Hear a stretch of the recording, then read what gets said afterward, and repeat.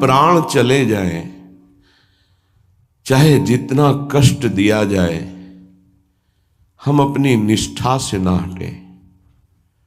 प्रकृति जनित कष्ट, विकार जनित कष्ट, मन जनित कष्ट, दैवी आपदा जनित कष्ट, बहुत प्रकार के कष्ट हैं। जो धर्म को कष्ट सहकर धारण करता है वही वास्तविक धर्मात्मा है। इसीलिए धर्मात्माओं के बहुत टोलियां नहीं होती हैं। कोई विरला जो प्राण समर्पित किए हुए हर कष्ट को सहता हुआ धर्म का पालन करता है, वही महापुरुष होता है। वही निष्ठावान जगत मंगल करने की सामर्थ्य रखता है। सच्ची मानिए, महापुरुषों ने अपार कष्ट सहा है।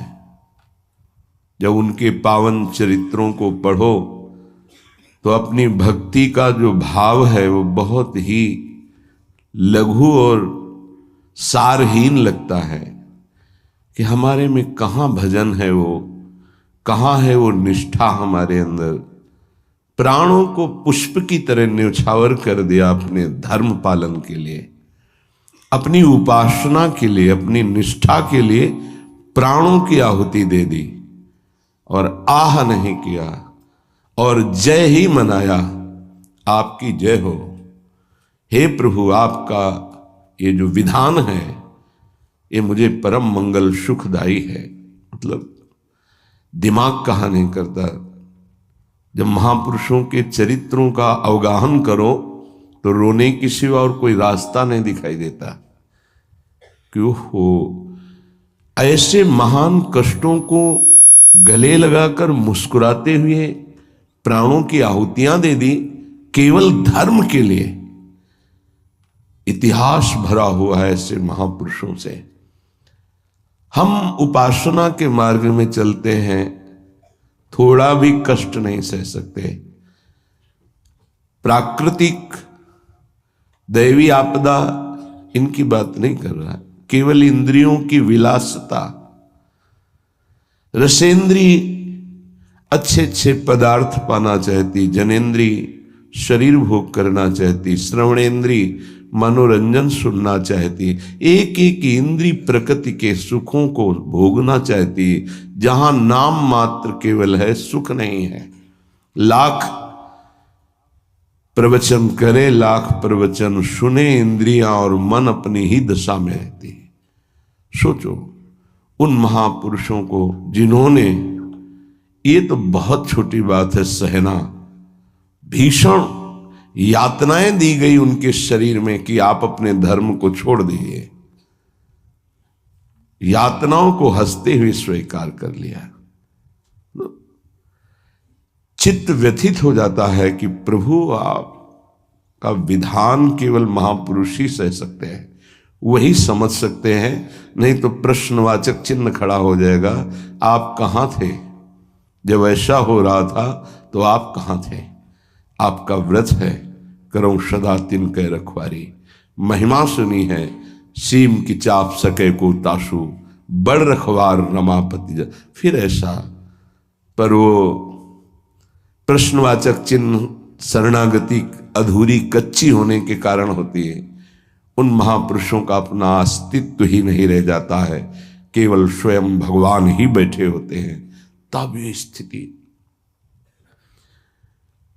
उपासक सुख दुख को ना देखे, इष्ट देव को देखे, अनुकूलता प्रतिकूलता को न देखे, अपने धर्म को देखे, अपनी उपासना को देखे, तभी वो आगे बढ़ सकता है। सच्ची कहते हैं, हृदय रो पड़ता है इन महापुरुषों की निष्ठाएं देख करके कि वाह कैसी धर्म निष्ठा है। देह प्राण ते प्रिय कछु नाही, किसी का भी हो, देह और प्राण बहुत प्रिय है।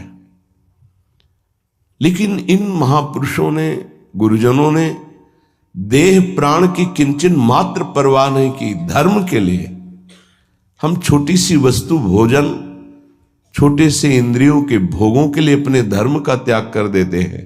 और महापुरुषों ने अपने प्राणों का त्याग कर दिया, लेकिन धर्म नहीं त्यागा। ये जब तक निष्ठा नहीं आती तब तक हम अपने आराध्य देव के प्रताप, महिमा और उनके प्यार को नहीं समझ सकते। अनुकूलता को, सुख को, सम्मान को तो कोई भी कृपा मान के स्वीकार ही करेगा, लेकिन प्रतिकूलता को, अपमान को, दंड को, तिरस्कार को जो कृपा मान करके सहता है, उसे महाभागवत कहते हैं, उसे महापुरुष कहते हैं, उसे भक्त कहते हैं। क्योंकि ऐसे महापुरुषों के हृदय में स्वयं सच्चिदानंद भगवान विराजमान रहते हैं। ये संसार बड़ी आग की ज्वाला है। आपको इसलिए नहीं दिखाई दे रहा, आपका चश्मा ठीक नहीं है, नेत्र ठीक नहीं है। नाम जप कीजिए, निरंतर नाम जप कीजिए, फिर देखिए कैसा लगता है आपको ये संसार। एक अजीब स्थिति आती है, एक अलौकिक स्थिति आ जाती है, कुछ अच्छा नहीं लगता। मिलना, बात करना, कोई भोग भोगना, कोई ऐश्वर्य, कोई पदवी, कुछ नहीं। एक ऐसी आग जलती है सच्चिदानंद की, ये सब झूठा आकर्षण क्षण में नष्ट हो जाता है। अभी हमारी मलिन दृष्टि है तो हमको संसार प्यारा लगता है, असत प्यारा लगता है। संसार में तत् 10 दिशों, 10 दिशाओं में इस संसार में कहीं सुख नहीं है। दुखालयम अशाश्वतम, भगवान कह रहे हैं, महापुरुष कह रहे हैं, हमें सुख दिखाई दे रहा है। हमारी बुद्धि पतित हो चुकी है, मलिन हो चुकी है। ये दावानल संसार, जंगल में जो आग लगती है उसे दावानल कहते हैं। ये भड़क रही है, मैं भी उसकी लपेटों में आ रहा हूं। श्रीपाद कह रहे हैं, क्या कर सकता हूं, असमर्थ हूं। ये हृदय की बात है। हा वृंदारण्य काम क्रोध लोभाद्यति बल बहल व्याल संकीर्ण में तत्। ये काम क्रोध लोभ आदि अनेक बलवान सर्प हैं जो अपनी कुंडली में फंसा करके डस लेते हैं और उनका विष चढ़ जाता है। कुछ तो ऐसे लील ही जाते हैं, अजगर आदि। तो लील जाने का मतलब पूरा जीवन निकल गया काम चेष्टा करते हुए, समझ ही नहीं पाए। पूरा जीवन निकल गया लोभ धन की प्राप्ति के लिए, समझ ही नहीं पाए।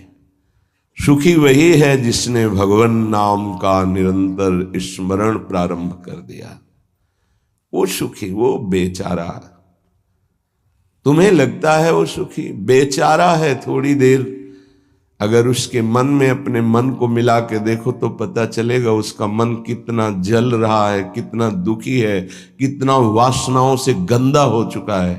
और शरीर छूटेगा तो बैंक बैलेंस यही रहेगा, वो गंदगी ढो के अगले जन्म में भोगेगा जाके। माने ये असमर्थता का सूचक है।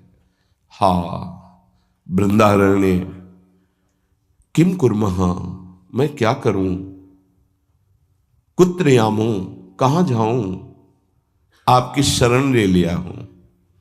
ये काम क्रोध लोभ आदि ये हिंसक पशुओं की तरह हम पर टूट पड़े हैं।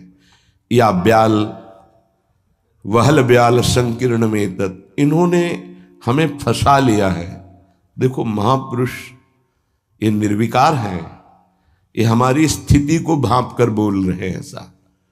ये काम क्रोध लोभ आदि ये ब्याल सर्प की तरह मुझे अपने में बांध लिया है। जब सर्प बांधता है तो प्रतिपल वो अपने पाश से कसता जाता है, उसकी हड्डियां चूर चूर होती जाती है, फिर वो उसे निगल जाता है। ऐसे ही काम क्रोध लोभ मोह मद मत्सर ये ब्याल की भांति हमको फंसा चुके हैं। हम असमर्थ हो चुके हैं और हमको डस लिया है, इसलिए जहर चढ़ गया है, मेरे को कोई झुका नहीं सकता, मैं धनी हूं। ऐसे न जाने कितने जहर की तरंगें उठ रही हैं।